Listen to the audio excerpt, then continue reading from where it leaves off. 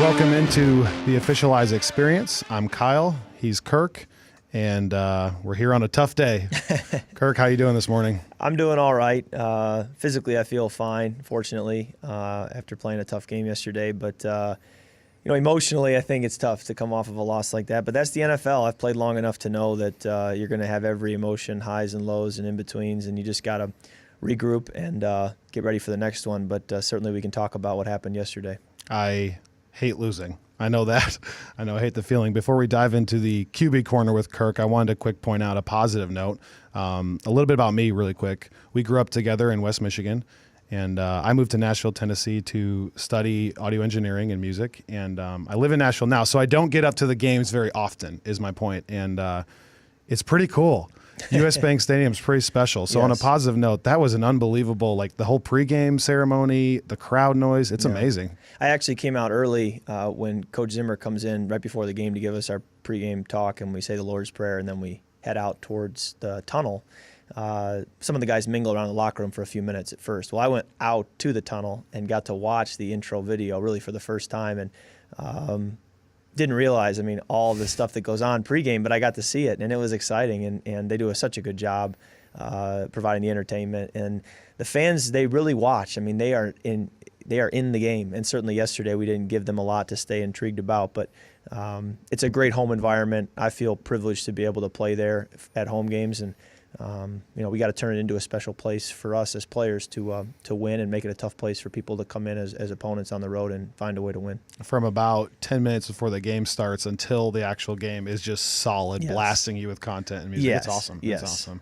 You can hear it on the field too, right? You can feel it. Yeah. And everybody's engaged. That's the thing. There aren't people up in their seats walking through the aisles, going to the concession stand. I feel like everybody's in their seat, they're locked ready to go. in. And I think that's one of the things that separates our home stadium from just any other place in the NFL. Yeah, so if you live here in Minneapolis and you haven't gotten a chance to go, we recommend you going.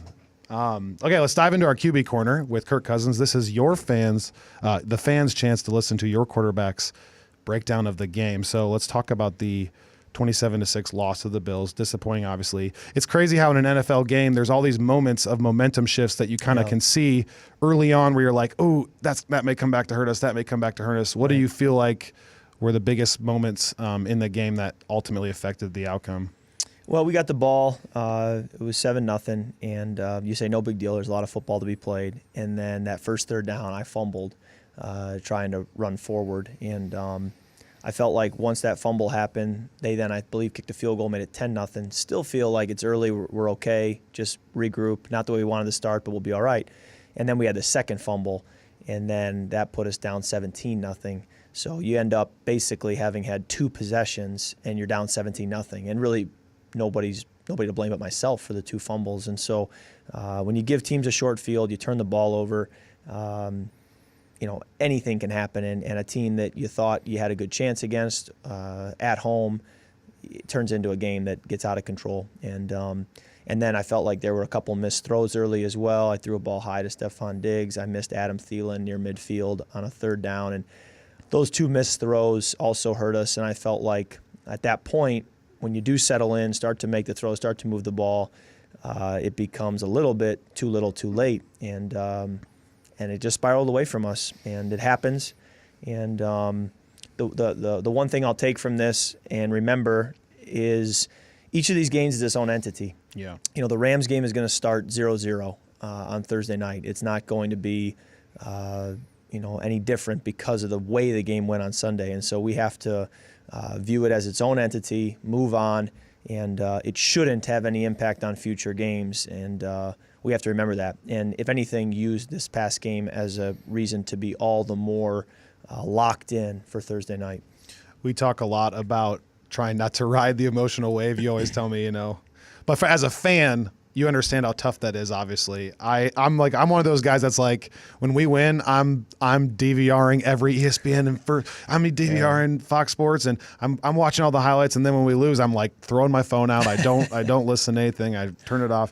It's tough, man, but there's little plays throughout the moment that kind of I'm sitting there watching going, oh, that might be the play. Just to start off the beginning, like the very first drive ends on a 3-and-out right. Sack, then penalty kills you, and then penalties aid that whole touchdown drive. And all of a sudden, then you throw in the fumble or the miss to Diggs, and all of a sudden the game's out of control. So Yes. what I'm getting at is, you guys only ran the ball 4 times, I think, in the entire game. Yeah. Maybe the last run was in the first quarter. Right. But that's just probably a product of the game spiraling out of control, right? Like the playbook's out, talk to us about that. Yeah, I felt like the last 3 quarters of the game, the second, third, and fourth quarter, weren't real football. It really wasn't the football you intended to play. It became a 2-minute drill, essentially, for nearly 3 quarters of the game. No handoffs, no play actions, no boots. You really can't. The defense isn't going to buy the run sell. They know what you have to do. The situation in the game is now changing, and they can play to that. And so they played soft, kept everything in front of them. Many of our passing yards and the production goes back to the fact that the Bills were going to let us do that and keep everything in front of them and just allow the clock to be their friend. And, would we have loved to run the ball more? Sure. We could have maybe mixed in some draws or some other ways to maybe move the football. But at the same time, the situation I put us in didn't dictate being able to run your whole offense. And we had a lot of good first and second down offense, but we weren't able to access it because of the situation in the game. One thing that makes the NFL really great for fans versus college is, the Lions beat the Patriots last night. Yeah. The Browns got their first win on Thursday. The Titans beat the Jacksonville Jaguars. You guys lost to the Bills. Talk to us how close the margin is in the NFL. Like, how can that happen? I think teams self-correct a lot. I've been a part of it where you start 0-2 and you have this mindset going into week 3 of we cannot lose. We have to get back on track. And everybody just, they metaphorically buckle that chin strap up a little bit tighter. They lock in a little bit more, and somehow you come away with a win against all odds. And I think that that can happen in the league, without even realizing it. You just play a little bit better and you self-correct, or vice versa. Sometimes you start out hot and then you relax a little bit and anybody can beat you. So, you just stay the course, keep playing. I have a routine I go through every week, and there have been games where that routine has led to a, player of the week, and there's been weeks where that routine has led to, stinking it up all game long. And so I just try to stick to my routine, do what I've always done to be ready for games, and then I have to go play. And the results aren't always easy to predict, but you have to stick to what you know and believe that it'll be good enough. A few more positive from yesterday. Kyle Rudolph seems to really have great hands in the end zone, anywhere, but especially in the red zone. And then talk to us also about Adam. Apparently that was his third 100-yard receiving yard game in a row. Starting with Kyle, I play with a lot of people who have great hands. So when you're saying, he has great hands, I think he has great hands next to a bunch of people with great hands. I mean, we're not comparing him to just Joe Schmatz down the street. We're comparing him to NFL receivers, and among those guys, he has great hands. It's incredible. And then when you think about his size and his catch radius, it's friendly. It's a friendly target. And that was the joke I used in the spring of it's like throwing into a mattress because you throw it at this big mattress target, and anywhere you hit the mattress, it is absorbed softly. And that's the way his hands are catching the football. And the touchdown catch was an example of that, but there were a couple of others he's made too. And then, Adam, again, partly because of the nature of the situation in the game, but once again, he has over 10 catches. He has 100 yards. We've said we got to get the ball in his hands. We got to get the ball in Stephon Diggs' hands. And when we do, good things will happen. And I was pleased to see that he had that many touches. I would have loved to have seen Steph get more opportunities as well.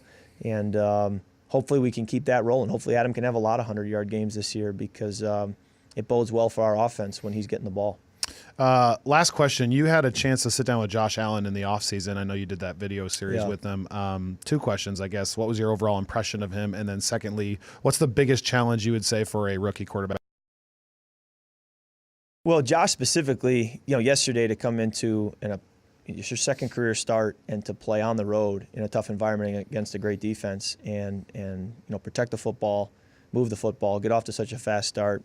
I thought he did a great job, the little bit that I watched. It's not easy to do. As far as just the challenge of being a rookie quarterback, I've found that I just play better as I have more experience, as I have more rapport with my teammates and have been around the game longer. And that relates to everything from recognizing blitzes to checking to the right audible to knowing how to protect the football and when to do that. I mean, even yesterday, my 2 fumbles, I'll learn from those, and I'd like to think I'll be much better holding the ball in the pocket as the year goes on, because those plays teach you something. And when you're young, when you're a rookie, you just haven't had those experiences yet to learn from them and build up that library of teaching points. And so many times it can be hard when you're going through it for the first time. But yesterday he played more or less like a veteran, and he's got a lot of arm talent and a lot of athleticism. He showed that scrambling, and I'm sure he'll be a strong quarterback in this league for a long time. So last week we asked fans to tweet you using the hashtag #AskKirk to move into our segment with fan questions of the week. Yeah. And we got some. Great. Which I'm kind of pumped about. So I chose a few of my favorites here to ask you. I have not prepped Kirk on these. So a few people asked about your favorite places to eat in Minneapolis. Yeah, in the Twin Cities in general. You haven't been here long to really get into it. I'm learning. Sid Hartman's taught me the ways of Murray's, which is a great steakhouse downtown. I love Murray's, so I've been going there. The butter knife steak for 2 is my favorite. The way of Murray's. I do love a Juicy Lucy, so I've gone around to a couple places that are known for making those and have had them. And then still trying to find that ideal local pizza spot. We're working on that right now. Okay. But I'd say those are my favorite. And then Jensen's is a steakhouse more or less close to the facility, close to where we live. So I like to go to Jensen's when I can. And then obviously this is not a Minneapolis only, but we are big into Portillo's post-game crushing. Well, there's a few chains that are not everywhere in the country. Yep. And they weren't in Washington, D.C., but they happen to be here in the Twin Cities. And 2 of them that come to mind are Portillo's and Pizza Ranch. And so I have to almost restrain my excitement because I want to go there every day. And it's not the healthiest of food as a professional options. athlete, I shouldn't be eating that every day. So every now and then it's a treat to get some Portillo's or some Pizza Ranch because it's been a lot of years where I haven't been able to have it close by. So Josh Swedland at Swed Skull wants to know, as a typical football fan, what's a pre-snap read that even he could see from his couch to impress his friends?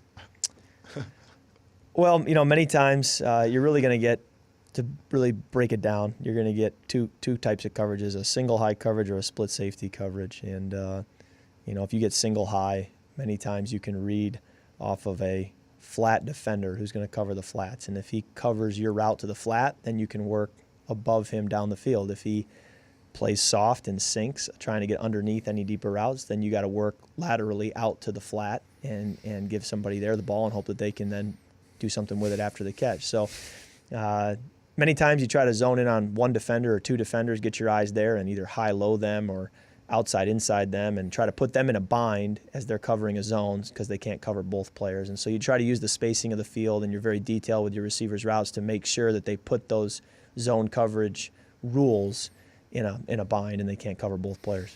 And people, I see your questions about golf. Just so you know, we both love golf, but I'm going to save those for a later time because we'll get deep into golf some other week. But this is the last question from Anton Knopf. And this is my favorite one, okay? If you pulled a Fitzpatrick-style swap for your next postgame, what teammates' clothes would you choose? And for anyone who didn't see this, Ryan Fitzpatrick, after his win last week, wore, I think, Deshaun Jackson's clothes and had, chest hair hanging out. It's unbelievable. Go look it up. Deshaun was a teammate of mine for 3 years, and I regret not thinking to do that one of the games when I was in Washington with him. I would have loved to do that. So kudos to Ryan for thinking of that. I never thought of that. With the Vikings, there's really 2 guys that come to mind that their fashion is unique. One is Stephon Diggs. He's always got something unique, and he wears it with a confidence that makes it very believable that whatever he's wearing is the it thing. So I'd probably rock one of those. But Harrison Smith is a guy who, no matter what he wears, just looks cool. So I've thought about trying to hijack his wardrobe just because he just looks cool in it. And really everything he does is cool. I mean, he drives a cool car. It's intimidatingly cool almost. I at times do feel intimidated by him because he's just a cool person. And I've played against him for a long time going back to Notre Dame. And I could sense the cool vibes even back then in college. But now having him as a teammate, it's been confirmed. He is as cool as I thought he was. But he lives in a cool house, has a cool car, wears cool clothes, just has a cool vibe about him. And does he wear a fanny pack? I haven't seen fanny packs on him. I think I've seen him on Laquan and Stephon. Yes. And they're coming back apparently. And then we also got a bunch of answers about the Eagles from Lord of the Rings, so I just need to fill you in really quick. Great, that would be helpful. To summarize, a lot of people are basically saying that the reason the Eagles couldn't just take Frodo all the way over to Mount Doom is that, first of all, the Nazgul were like the strongest winged beasts. Yes. And so they could take the Eagles down until they were taken down. That helps to know that. Yeah, so that's one thing. And then another possible theory is that the Eagles have their own land they have to protect, apparently. You don't buy that one? I think we're reaching on that one. I think we're trying to help Tolkien out on that one. Okay, and then lastly, Sauron could see all. So if you notice, the Eagles don't really fly in until the tower is destroyed. Right. There is a level of the Eye of Sauron seeing all, and I feel like Frodo, even with the ring, has to be very careful with the steps he takes as he approaches Mount Doom. So I can get behind that one. 2 of the 3 make some sense. Okay. Thanks for chiming in on that, guys. We really appreciate it. To wrap up, Kirk, let's do a quick preview of the Rams game. It's a short week, game on Thursday, really tough opponent. Rams have looked awesome. You're traveling to LA. How do we come out with a win? Coach Zimmer saw me, I think it might have been Friday's practice, and he said, "How do you feel? Feel good about the game plan?" And I said, Coach, it's really the same thing every week. It's protect the football, convert third downs, score touchdowns in the red zone, don't come away with field goals, time of possession, all those things that we talk about every week, starting fast. We got to do those things again Thursday night. And if we don't do them, the likelihood of coming out with a win isn't going to be there. So great opponent. They're 3-0. They've been playing a high level of football now for 2 seasons. And, they stocked up on some free agents this offseason and made their defense even better. On a short week, having to travel there, we understand the challenge that it'll be. But at the same time, this is the NFL, and we live for this. We look forward to these chances to show what we can do. And coming off of this past Sunday game, we as Adam Thielen texted me last night, he said, "I hope Thursday gets here quickly because I can't wait to get back out on the field and have a chance to get that taste out of our mouth." So, we're all kind of itching to get going again. And for those people who don't know, explain your relationship with Sean and what he's meant to you. Sean McVay. Sure, yeah, the head coach of the Rams. He was an offensive coordinator for me for 3 seasons, and then was the tight ends coach for 3 seasons prior to that. So I was with him for